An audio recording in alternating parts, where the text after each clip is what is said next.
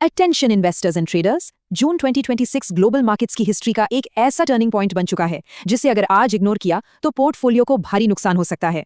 सिर्फ कुछ ही घंटों के अंदर दुनिया ने दो मैसिव इंटरकनेक्टेड शॉक्स देखे हैं। पूरी मैक्रो इकोनॉमिक पिक्चर पलट कर रह गई है। एक तरफ मिडिल ईस्ट में एक अनएक्सपेक्टेड पीस फ्रेमवर्क और दूसरी तरफ यूएस फेडरल रिजर्व का एक झटका। अगले 60 डेज कैपिटल प्रोटेक्शन और वेल्थ क्रिएशन के लिए एब्सोल्यूट क्रिटिकल होने वाले हैं। आज के इस डीप डाइव एक्सप्लेनर में हम इन कॉम्प्लेक्स डेटा पॉइंट्स और हिडन ट्रैप्स को डिटेल में डिकोड करेंगे। Let's dive straight into the data और समझते हैं कि मार्केट में बैकग्राउंड में क्या चल रहा है। मार्केट में इस वक्त लिटरली ट्विन शॉक्स का माहौल है। मार्केट पार्टिसिपेंट्स कंप्लीटली शॉक्ड है क्योंकि दो मैसिव इवेंट्स एक साथ अनफोल्ड हुई हैं। एक, यूएस और ईरान के बीच अनएक्सपेक्टेड पीस फ्रेमवर्क, और ठीक उसी वक्त फेडरल रिजर्व का एक अग्रेसिव हॉकिश शिफ्ट। अब मजेदार बात यह है कि ये दोनों फैक्टर्स आपस में डीपली कनेक्टेड हैं। कैपिटल को प्रोटेक्ट करना है तो इस 60 डे विंडो की रियल अहमियत को समझना ही पड़ेगा। इस एनालिसिस को एंड तक जरूर देखें क्योंकि आगे आने वाली इंफॉर्मेशन सीधे पोर्टफोलियोज की दिशा तय करेगी। आइए जल्दी से समझते हैं कि हम यहां तक पहुंचे कैसे। टाइमलाइन पर नजर डालें तो फरवरी 28, 2026 को यूएस और इजराइल ने ईरान पर मैसिव स्ट्राइक्स किए जिसमें सुप्रीम लीडर खामेनेई की मौत हुई। सिचुएशन एक्सट्रीम वॉलेटाइल थी। फिर अचानक अप्रैल 7 को एक 2 वीक सीजफायर अनाउंस होता है और अब जून में स्विट्जरलैंड के बर्जन स्टॉक रिजॉर्ट में एक historic 14 point memorandum of understanding यानी MOU साइन होने जा रहा है। वॉर से सीधा नेगोशिएशन टेबल तक का ये सफर प्रैक्टिकली अनप्रेसिडेंटेड स्पीड से तय हुआ है। The really crucial point here is ये एस्केलेशन से डी एस्केलेशन का सडन ट्रांजिशन। सिर्फ कुछ महीनों के अंदर दुनिया ने एक फुल स्केल कॉन्फ्लिक्ट का डर देखा और अब एक मीडिएशन प्रोसेस चल रहा है। पाकिस्तान और कतर जैसे मीडिएटर्स ने इस फ्रेमवर्क को सेट करने में बहुत बड़ा रोल प्ले किया है। मार्केट्स के लिए ये स्पीड एक मैसिव सरप्राइज थी जिसकी वजह से कमोडिटीज स्पेशली ऑयल मार्केट्स में एक इनसेन वॉलेटिलिटी देखने को मिली। अब इस 14 पॉइंट MOU के अंदर चलते हैं। यहाँ एक क्लियर डिस्टिंक्शन समझना जरूरी है कि ये कोई फाइनल पीस ट्रीटी नहीं है। ये सिर्फ एक इनिशियल फ्रेमवर्क है जिसने एक 60 डेज सीजफायर पीरियड को लागू किया है।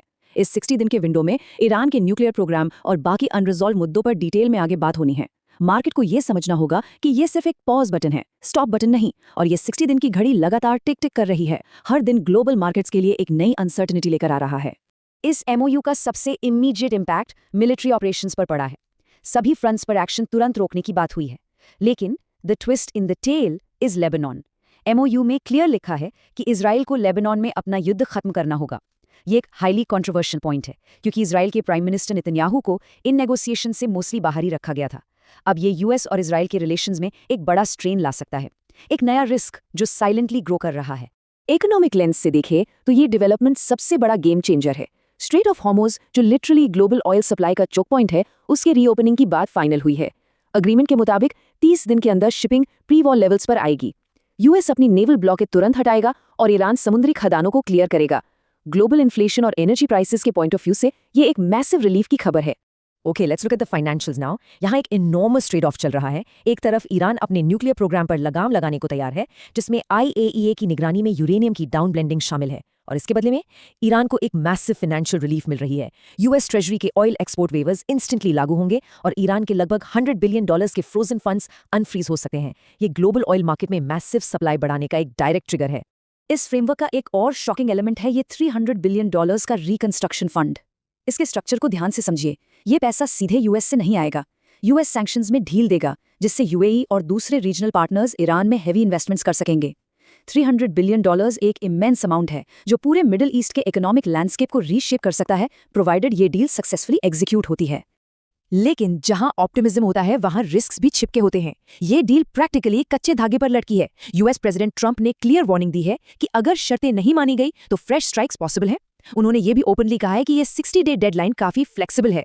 ऊपर से यूरेनियम एनरिचमेंट का फाइनल स्टेटस अभी तक हवा में है। ये सारे जियोपॉलिटिकल रिस्क्स डील पर एक तलवार की तरह लटक रहे हैं और किसी भी स्मार्ट इन्वेस्टर को इन्हें इग्नोर नहीं करना चाहिए। If you are finding this deep dive analysis helpful, make sure to like, share, and subscribe to our channel, Wish 100 Crore right now. And if you want to connect with us directly for learning and quick market updates, join our free WhatsApp group. You'll find the link right on our channel page. Right, अब हम rapidly pivot करते हैं macro economic reality की तरफ। जिस दिन piece framework की headline I, exact उसी दिन फेडरल रिजर्व ने एक एब्सोल्यूट शॉकर दे दिया। मार्केट्स एक रेट कट की उम्मीद लगाए बैठे थे, लेकिन फेड ने फेडरल फंड्स रेट को 3.50% से 3.75% पर होल्ड कर दिया। लगातार चौथी बार बिना किसी कट के। New Fed chair Kevin wash की ये पहली मीटिंग थी और उन्होंने आते ही अपना हॉकिश स्टैंस क्रिस्टल क्लियर कर दिया है। अब सवाल ये है कि रेट्स कम क्यों नहीं हुए। इसका जवाब इन्फ्लेशन डेटा में छुपा है। फरवरी में जो ईरान वॉर शुरू हुआ उसने ग्लोबल एनर्जी प्राइसेस में आग लगा दी। ऑयल और गैस के प्राइसेस शूट अप हुए, जिसका नतीजा ये निकला कि मई 2026 में कंज्यूमर प्राइस इंडेक्स यानी हमारा इन्फ्लेशन रेट सीधा 4.2% पर जा पहुंचा। ये अप्रैल 2023 के बाद की सबसे हाईएस्ट इन्फ्लेशन है। जियोपॉलिटिक्स ने प्रैक्टिकली यूएस इकोनॉमी को फ्रंट रन किया है और फेड के हाथ पूरी तरह से बांध दिए हैं। और ये जो नंबर है 3.8%, ये मार्केट्स के लिए लिटरली सबसे बड़ा झटका है। फेड ऑफिशियल्स ने 2026 के एंड तक के लिए मीडियन फंड्स रेट का प्रोजेक्शन 3.8% पर सेट कर दिया है। इसका प्लेन एंड सिंपल मतलब ये है कि रेट कट्स तो भूल ही जाइए, ऑफिशियल्स अब एक्चुअली रेट्स बढ़ाने का प्लान कर रहे हैं। फेड का जो इंटरनल फोरकास्ट होता है, जिसे हम डॉट प्लॉट कहते हैं, वो कहानी साफ बता रहा है। इसने 2026 में रेट कट्स की आखिरी उम्मीद भी मिटा दी है। कोई भी कट अब 2027 या 2028 तक पुश हो गया है। फैक्ट ये है कि ट्रेडर्स अब सीरियसली प्राइसिंग कर रहे हैं कि अक्टूबर तक एक नया रेट हाइक आया था। मार्केट सेंटिमेंट में ये एक टोटल 180 डिग्री टर्न है। केविन वॉश के आते ही फेड में कंप्लीटली एक नया एरा शुरू हो गया है। उन्होंने पॉलिसी स्टेटमेंट्स को लिटरली चॉप डाउन कर दिया है। वो सारे डविश वर्ड्स हटा दिए हैं जो फ्यूचर कट्स का कोई भी सिग्नल देते थे। और एक फैसिनेटिंग डिटेल, वॉश ने खुद अपना डॉट प्लॉट फोरकास्ट सबमिट ही नहीं किया। उन्होंने प्रेस कॉन्फ्रेंसेस और फेड ऑपरेशंस को कंप्लीटली ओवरहॉल करने के लिए टास्क फोर्सेस बना दी हैं। ये उनकी एक अग्रेसिव नो नॉनसेंस अप्रोच है। सो इसेंशियली मार्केट में अब एक मैसिव क्लैश ऑफ रियलिटीज चल रहा है। पहले मार्केट डविश उम्मीदों पर ट्रेड कर रहा था, सस्ते लोन्स, गिरते बोरोइंग कॉस्ट्स। लेकिन अब एक न्यू हॉकिश रियलिटी सामने आ खड़ी हुई है। पर्सिस्टेंट हाई इंटरेस्ट रेट्स का सीधा इंपैक्ट होगा एक्सपेंसिव मॉर्गेजेस पर, और एलिवेटेड कॉर्पोरेट डेट कंपनीज के मार्जिन्स को क्रश करेगा। इक्विटी मार्केट्स के लिए ये एनवायरनमेंट सीरियसली चैलेंजिंग होने वाला है। टू कंक्लूड, इस पूरी पजल का फाइनल पीस है ये अल्टीमेट 60 डे स्ट्रैटेजी। जियोपॉलिटिक्स और फेड पॉलिसी अब डायरेक्टली आपस में लिंक हो चुके हैं। एक सिंपल इक्वेशन है, अगर ये पीस डील होल्ड करती है और स्ट्रेट ऑफ हॉर्मुज़ खुलता है तो ऑयल गिरेगा, इन्फ्लेशन कूल डाउन होगी और शायद फेड को फ्यूचर में रेट कट का स्पेस मिल जाए। लेकिन अगर ये टॉक्स फेल होती हैं और कॉन्फ्लिक्ट वापस फ्लेयर अप होता है तो ऑयल स्पाइक्स आएंगे, इन्फ्लेशन फर्दर बढ़ेगी और Q4 में एक massive rate hike practically guaranteed है। अगले 60 दिन सच में ग्लोबल मार्केट्स का फ्यूचर डिक्टेट करेंगे, इसलिए keep a very close I on the data.